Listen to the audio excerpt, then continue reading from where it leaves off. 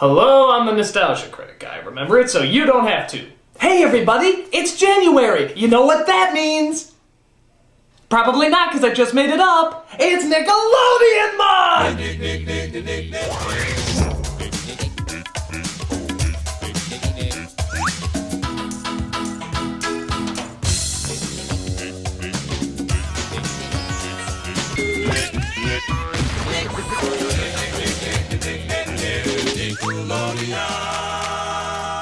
Nickelodeon, the first television network made for kids, by kids. Well, okay, not by kids, that would be stupid, but certainly the first television network for kids. This was a groundbreaking channel with a groundbreaking notion. And what did this groundbreaking creation give us? Mostly British and Canadian shows. But we didn't care, it was on all the time! That is until evening when it would switch over to older adult shows on Nick at Night. But even those were so implausible and ridiculous that we enjoyed them too. But let's be honest, after a while there's only so many reruns and syndicated shows that they could run. So Nickelodeon finally made the logical choice to produce their own material. And what was the result? Nicktoons, a series of cartoons made specifically for the Nickelodeon channel. There were many of these cartoons, and they even continued the trademark name of Nicktoons even to this day. But we were there when they first popped up, and don't you forget it. So, let's take a look at one of their finest and certainly strangest of shows, Ren and Stimpy.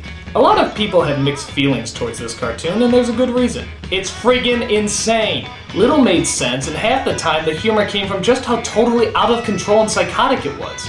And it kicked ass! Sure, it was gross and vulgar, but on the other hand, it was gross and vulgar. Kids love that kind of stuff, and this was one of the first cartoon shows to totally engross us in it. I mean, no other cartoon looked or acted like this. It was something completely different. So, how do I really describe what this show is like? Well, it stars a big dumb cat named Stimpy and an angry Mexican chihuahua named Ren. You sick little monkey! And the rest, in all honesty, is pretty much like talking to a kid on the ultimate of sugar highs. Hey kid, what do you want to see on TV? I don't know. Have some candy. I want to see a dog and cat dancing around like Jello. Then I want to see them hit their butts together, because butts are funny. Then I want them to tell my grandmother to suck eggs. I'll teach your grandmother to suck eggs. And then I want them to take a hammer and smash themselves on the head with it.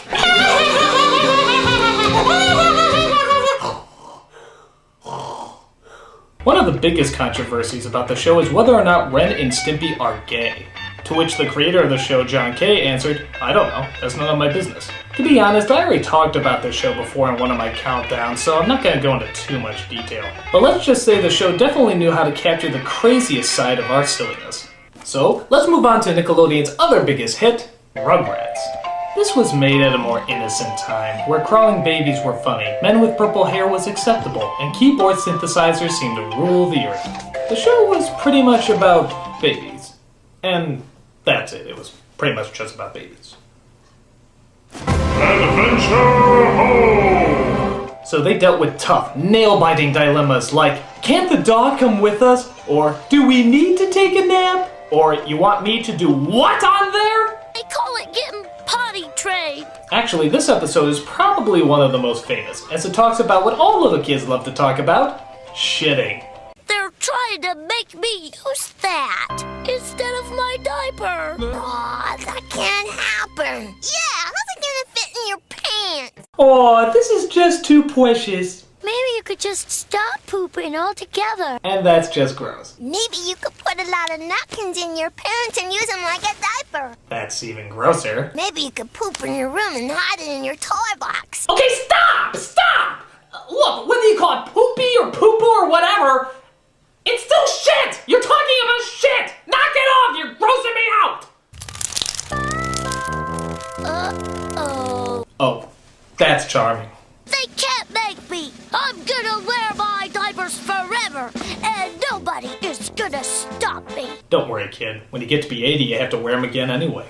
Speaking of growing up, I always imagine what these kids would look like when they eventually got older. I think everybody imagined that. Like, Chucky would grow up to be Garth, Tommy would grow up to be Paul Giamatti, twins would grow up to be John and Joan Cusack because they already look alike, and the always power-hungry Angelica? Well, for some reason I always saw her as Hillary Clinton. I can't help it, it's just the first thing that popped in my head.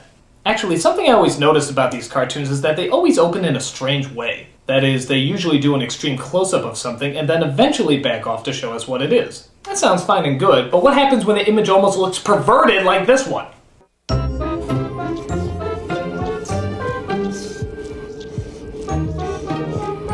Is it two pigs humping?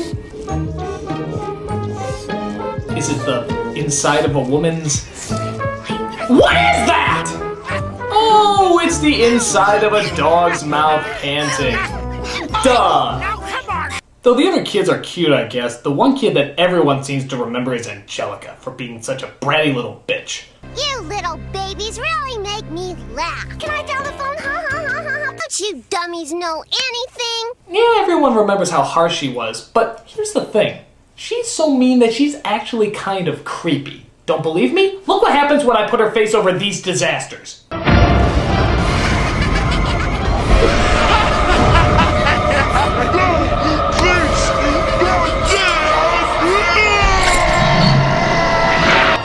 But not even Angela and all her negativity can prepare you for the scariest, ugliest, most horrifying creation that Nickelodeon Studios has ever produced. Doug. Now perhaps some of you are wondering why I think so harshly of what appears to be a relatively harmless cartoon. Well, let's just say you knew someone with a very similar name, someone who grew up with that name all his life, and happened to be raised at the exact same time this show came out. Do you think any jokes or funny remarks in connection with this show could possibly affect his life in any negative way? Do you? Do you? Look, it's Doug Funny! Hey, Doug Funny, where's Patty Mayonnaise? Hey, Doug Funny, on the way to school? You're Doug Funny! You're Doug Funny! You're Doug Funny! You're Doug Funny! Whoa! Excuse me, just having another one of my random psychotic episodes brought on by this very show. Luckily, I didn't take anyone's life this time. But with that said, this was a pretty lame show. I mean, the show was pretty much just about a kid who went to high school, and that's it. It was pretty much just about a kid who went to high school. Adventure, oh?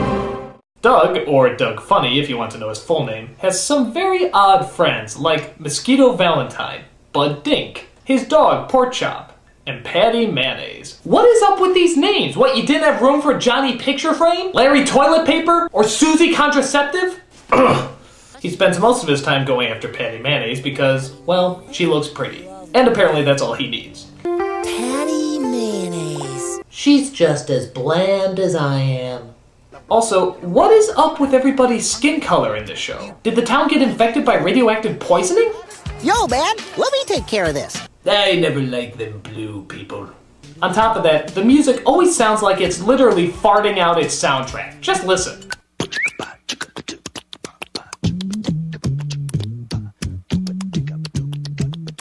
We're gonna need a faster tempo. Howard, more pork and beans. There's also this bully named Roger who constantly tries to make Doug's life a living hell. Why? Because all kids with leather jackets are just bullies now. Didn't you know that? It's like an official law. He also travels around with his pet cat named Stinky, who probably lives up to his namesake.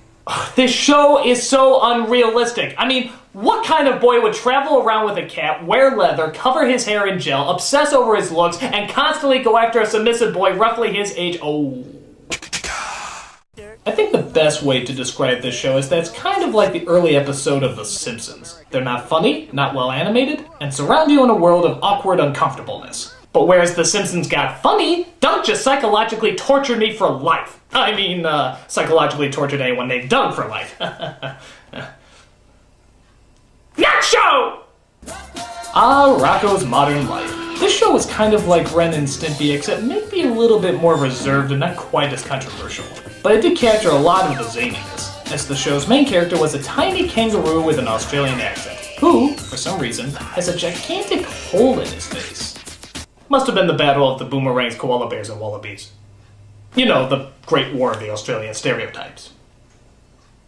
Where the dingoes flew high into the night, attacking the armies of shrimp on the Barbie, but the ancient League of Fosters bombed all the alligator hunters, leaving nothing but the kangaroos and eucalyptus leaves to brave the darkness. Or so I've heard. Rocko also has a cast of interesting characters, most notably a cow named Heifer, who's kind of like an inbred version of the starfish from SpongeBob, Filbert Turtle, who looks like Woody Allen and is just as slimy, and of course, the Big Heads, who I swear are just the Grinch's testicles if they sprouted legs and started complaining about everything. Oh, Ed, this mountain cabin sounds so romantic. You know, I used to be a man, but I thought my voice was too feminine, so I changed. Rocko himself is a pretty normal and innocent character, but the adventures he embarks on certainly are not. For example, there's one episode where Filbert is looking to practice dentistry on his friend, so he takes him to the Academy of Dentists where he performs in front of a stadium of people, but that's not the weird part. He is then taught by a teacher who is a cat with a hook for a hand, but that's not the strange part. One of Rocko's teeth breaks loose, grows 7 stories high, and starts attacking the city by destroying all the buildings while Filbert tries to dress up like the Tooth Fairy to stop him. But that's not the strange part, no! The strange part is this! Hey kids, my name is Gordon. Let's talk about good oral hygiene. Rocko went to see a professional dentist, and now his teeth are in perfect condition. You bet they are. So for as fucking weird as many of these jokes get, sometimes they hit a little too close in familiarity. Like, tell me if this bit sounds familiar at all. I never really wanted to be a dentist anyway. I always wanted to be a chimney sweep. I didn't want to be a barber anyway. I wanted to be a lumberjack. Leaping from roof to roof of the Old Town high-rises. Leaping from tree to tree as they float down the mighty rivers of British Columbia. And I'd sing. We'd sing.